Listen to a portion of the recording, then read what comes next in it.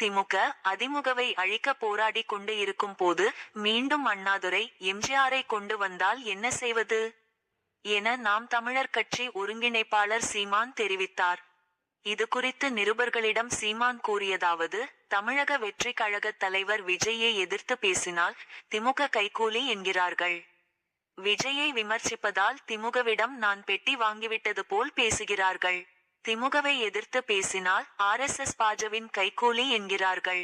தேர்தலில் திமுக தனித்து நின்று போட்டியிட வேண்டும்.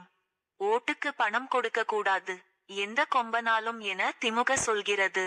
தனியாக போகும் போது பாட்டு பாடி செல்கிறீர்கள் என்றால் பயந்து விட்டீர்கள் என பொருள். பேய் பிசாச வருகிறது என்று அதுபோல் இருக்கிறது. தமிழகத்தில் உள்ள எல்லா கட்சிகளையும் கூட வைத்துக்கொண்டு ஓட்டுக்கு காசு தேவைப்படுகிறது. பிறகு எந்த கொம்பனாலும் என்னை வீழ்த்த முடியாது என்று சொல்வது ஏன்? வந்தது ஏன்? என்னை வாழ வைத்த மக்களுக்கு நான் நல்லது செய்ய வேண்டும் என்று சொன்னால் பரவாயில்லை.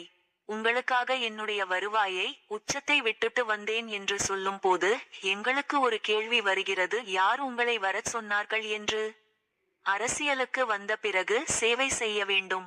பெருமை பேசக்கூடாது. சினிமாவை விட்டுவிட்டு விஜயை அரசியலுக்கு வர சொன்னது யார்? எனக்கு தம்பி விஜய், மற்றவர்களுக்கு தான் தலைவர். என்றைக்கும் எனக்கு தம்பி தான். விஜயை அரசியலில் சீர்படுத்தும் பொறுப்பு எனக்கு இருக்கிறது. திமுக அதிமுகவை அழிக்க போராடி கொண்டு இருக்கும் போது மீண்டும் அண்ணாதுரை எம்ஜிஆரை கொண்டு வந்தால் என்ன செய்வது? 50 ஆண்டுகள் கழித்து என்ன திட்டம் தரப்போறீங்க? எல்லாம் தனியாருக்கு தான் தரப்போறீங்க. எல்லா துறைகளையும் பெரும் முதலாளிகளுக்கு தாரை வார்த்து கொடுத்துவிட்டு நாடு வளருமா? இல்லை அந்த தனியார் முதலாளிகளின் வீடு வளருமா? இராணுவத்திற்கு மற்ற நாடுகளில் ஆயுதம் வாங்கிவிட்டு எந்த நாட்டோடு சண்டை போட்டு என்னை காப்பாற்ற போறீங்க? இவ்வாறு சீமான் கூறினார்.